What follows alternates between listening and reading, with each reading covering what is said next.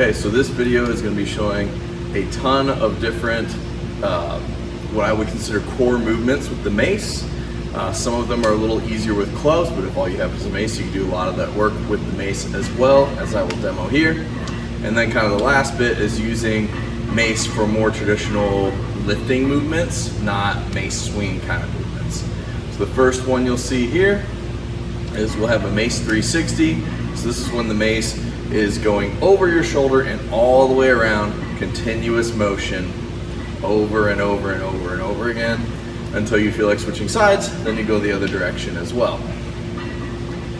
Next up is the Mace two-handed 10 and 2 or 300, depending on who you're talking to. In this movement, it is the same motor pattern as the 360 from an execution standpoint, but instead of pulling to your belly button, you can be pulling kind of more to the side, so the mace head is ending essentially at like 10 o'clock and 2 o'clock on a clock, hence the name 10 and 2, or 300 as in 300 degrees, not 360 degrees. When you switch sides on your 360, you accidentally do this for a rep anyway, so if you've been practicing that, this should be a no-brainer for you. Next up, we got our single arm work. We're gonna start these with the 10 and 2s.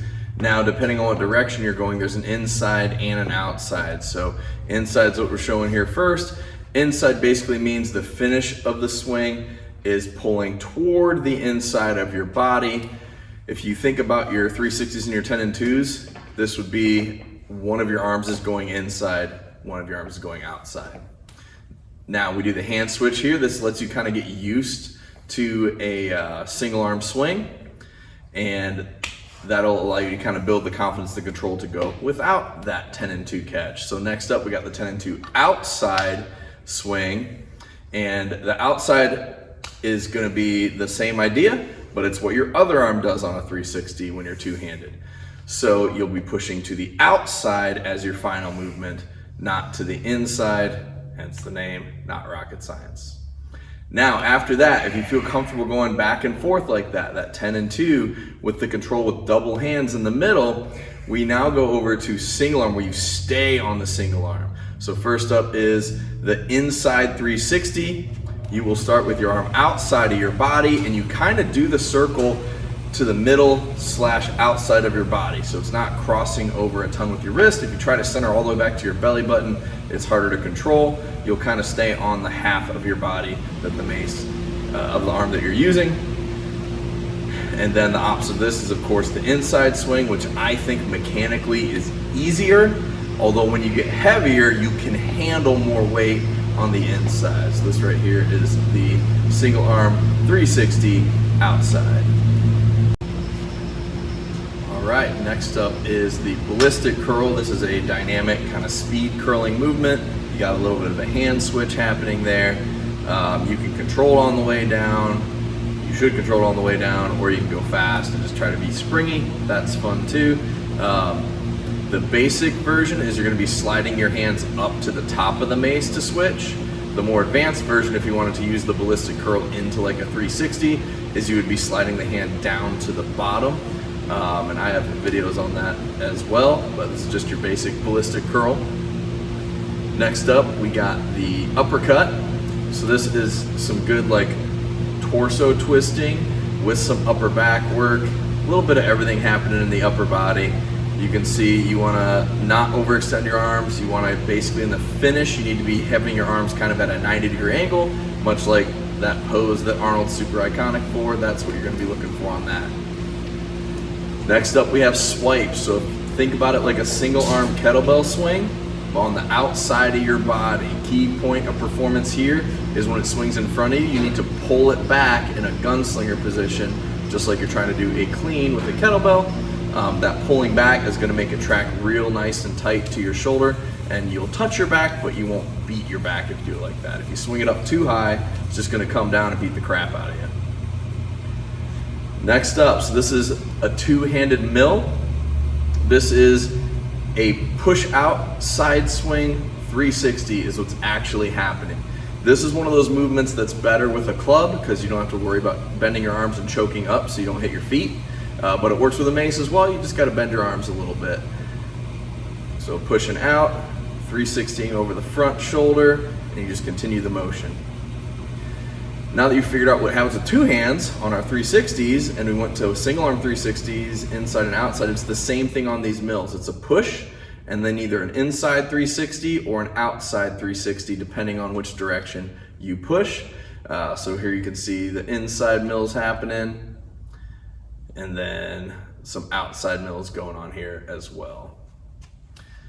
If you're like me and you suck at inside mills, single arm, then the bullwhip is your answer. You kind of get to circle around your body, which sets up that same overhead throwing motion, but a little friendlier, in my opinion, than what a typical inside mill does. But it may just be me, but this is a good one as well. You get a lot of reach, a lot of core stability, a lot of unilateral work here. This next session is more static movements, more general lifting kind of movements with maces.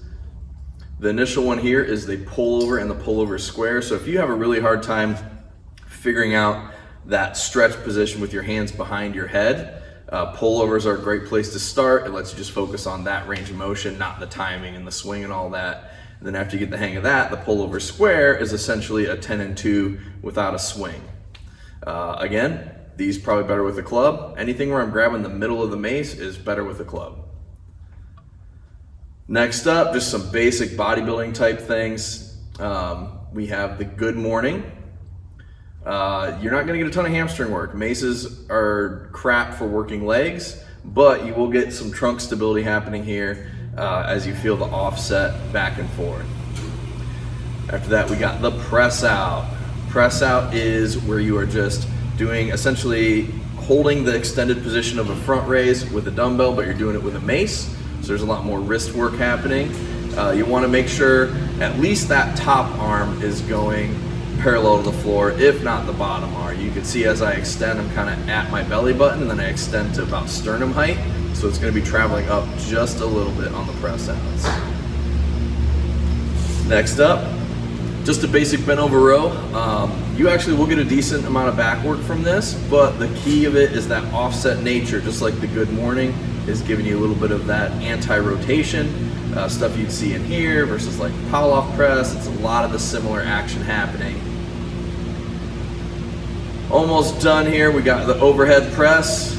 You got one hand kind of stabilizing, one hand pressing, so it's an interesting feel. You can definitely go pretty heavy on here and get a lot of work. Maces are great for upper body stuff, not so great for lower body stuff. So things like overhead press work extremely well. And last up, the floor press. You can do it on a bench and it's a bench press. You can do it on an incline, it's an incline press. But if you don't have anything but a mace, the floor works just as well. Very similar to how the feeling is on the overhead press. And there you have it. That is, I don't know, like 20 movements, something like that, with just a mace. If you can get to using all of these, you'll be pretty set as far as working maces and clubs go to some degree. The thing you will be missing out on is legs. So if you're trying to train legs with a mace, you're being stupid. Maces do not work for training legs. You might as well be doing bodyweight lunges, bodyweight squats, stuff like that. They'll do just about as much good as doing things with a mace for your legs. That is my 2 cents. It's right though. Fight me in the comments.